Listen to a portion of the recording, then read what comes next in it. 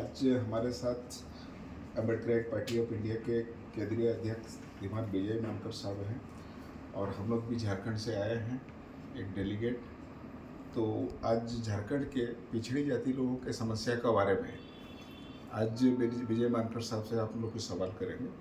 Sir, Jharkhand में पिछड़ी जाति के आरक्षण के संबंध में काफ़ी भेदभाव किया जाता है सर, और झारखंड में पिछड़ी जाति का जनगणना भी नहीं हो रहा है और स्टेट में और पिछड़ी जाति को उचित प्रतिनिधित्व तो नहीं दिया जाता है। जेएमएम सरकार के द्वारा 27% आरक्षण का अगले चुनाव में उन्होंने घोषणा करी थी, मगर जब इम्प्लीमेंटेशन कैबिनेट निर्णय करके और उन्होंने गवर्नर के पास में भेजा तो वो खारिज हुआ।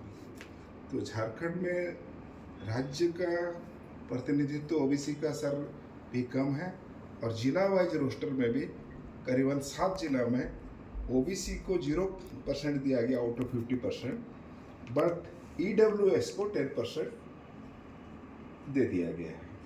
7 जिला में ओबीसी को 0, ईडब्ल्यूएस को 10%। मंडल कमीशन पहले था, परंतु यहाँ पे ईडब्ल्यूएस को आगे किया। कैसे असर होगा इस बात का, ओबीसी को कैसे न्याय मिलेगा? देखिए, तो झारखंड की गवर्नमेंट को ये चीज़ तो आसानी से समझना चाहिए। There are so many examples, Tamil Nadu है, कर्नाटका है, अभी लेटेस्ट तेलंगाना है। तो देखिए, अभी मुझे लगता है झारखंड में 26% रिजर्वेशन ट्राइब्स को है, 10% शेड्यूल्ड कास्ट को है, 14% ओबीसी को है और 10% ईडब्ल्यूएस को दिया है। तो इसका टोटल 60% होता है। पर ये जो 14% ओबीसी है और ओबीसी की जो पॉपुलेशन है वो तो जो है वो 45% के आसपास है लगभग।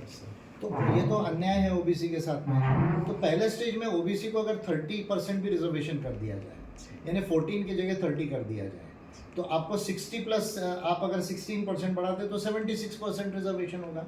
तो 76% तो कोई बहुत बड़ी बात नहीं। तो आपकी जो असेंबली है हमारी झारखंड की, वो इसको बिल्कुल पास कर सकती है। अगर तेलंगाना की असेंबली कर सकती है, तमिलनाडु में अगर ये रिजर्वेशन एक्सीड हुआ है 50% से, और सुप्रीम कोर्ट ने भी कहा है कि डायर नीड है और अगर डेटा है, आपको बहुत ज़्यादा ज़रूरत है और आपके पास डेटा है तो आप बढ़ा सकते हैं। तो असेंबली को, गवर्नर का इसमें कोई रोल नहीं।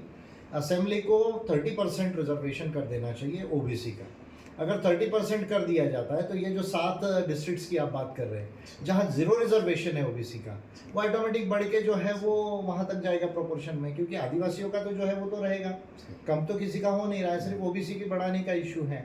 तो अगर असेंबली ऐसा लॉ अगर बना देती है तो फिर जो है वो कॉन्स्टिट्यूशनल हो जाएगा और गवर्नर का इसको एसेंट मिल जाएगा, इसमें गवर्नर का कोई रोल नहीं रहेगा। तो मैं झारखंड की असेंबली से ये कहूँगा कि इसको इमीडिएटली करने की ज़रूरत है। ओबीसी के साथ में जो भेदभाव हो रहा है ये बिल्कुल न्याय संगत नहीं है, और अगर वो ऐसा नहीं करते तो हम पूरे स्टेट के अंदर में ओबीसी को जागरूक करेंगे इस इशू को लेके। एपीआई झारखंड में सर सामाजिक न्याय कल्याण विभाग भी है, जिसमें कि SC ST OBC विभाग के एक मंत्री हुआ करते हैं, परंतु झारखंड के बजट में सर OBC लोगों के लिए ना हॉस्टल का और ना स्टाइपेंड का और उसके स्वास्थ्य रोजगार के मामले में उस तरह का बजट का प्रावधान नहीं किया गया, जबकि OBC का झारखंड भर में एक तो हॉस्टल भी नहीं है। तो ये भी सर ओबीसी का साथ में झारखंड में नहीं, मैं क्लियर जो है वो इस बात को कह रहा हूँ। मैं पहला लीडर हूँ इस बात को कहने वाला। मैं 16-17 से इस बात को मैंने पिटिशन भी किया गवर्नमेंट ऑफ इंडिया को। उस समय 100 रुपये में 40 पैसा भी जो है ओबीसी के लिए बजट में एलोकेशन नहीं था। तो मैंने ये कहा था कि जैसे SC ST का सब प्लान होता है, आप बजटरी एलोकेशन करते हैं, उस तरह से ओबीसी के बजटरी एलोकेशन होना चाहिए ना, ओबीसी का सब प्लान होना चाहिए। तो बजट के अंदर में अगर ओबीसी के लिए पैसा अलग से आवंटित कर लिया जाए, रिजर्व कर लिया जाए, तो फिर ओबीसी के डेवलपमेंट के लिए जितने भी चीज़ें हैं वो उस पैसे से आसानी से की जा सकती है। और ये काम भी झारखंड गवर्नमेंट कर सकती है, कोई बहुत बड़ी बात नहीं है कि वो नहीं कर सकती। अगर वो चाहे कि भाई 30% अगर हम रिजर्वेशन का लॉ बना रहे हैं ओबीसी का, हम बजट में कम से कम 10-12-15% एक्सक्लूसिवली रिजर्व रखते हैं बजट में पैसा। बाकी तो जनरल सभी बजट में से सबके लिए खर्चा होता है, लेकिन भाई हम ओबीसी के लिए रखते हैं, जैसे हम ट्राइब के लिए रख रहे हैं, तो उसी तरह हम ओबीसी के लिए भी कुछ पैसा रखेंगे। तो बिल्कुल न्याय संगत होगा, कॉन्स्टिट्यूशनल होगा, उसमें कहीं भी किसी भी चीज़ का वायलेशन नहीं, और ये काम जल्द से जल्द कर लेना चाहिए झारखंड असेंबली में। बहुत बहुत धन्यवाद सर। और ये तो छोटा लो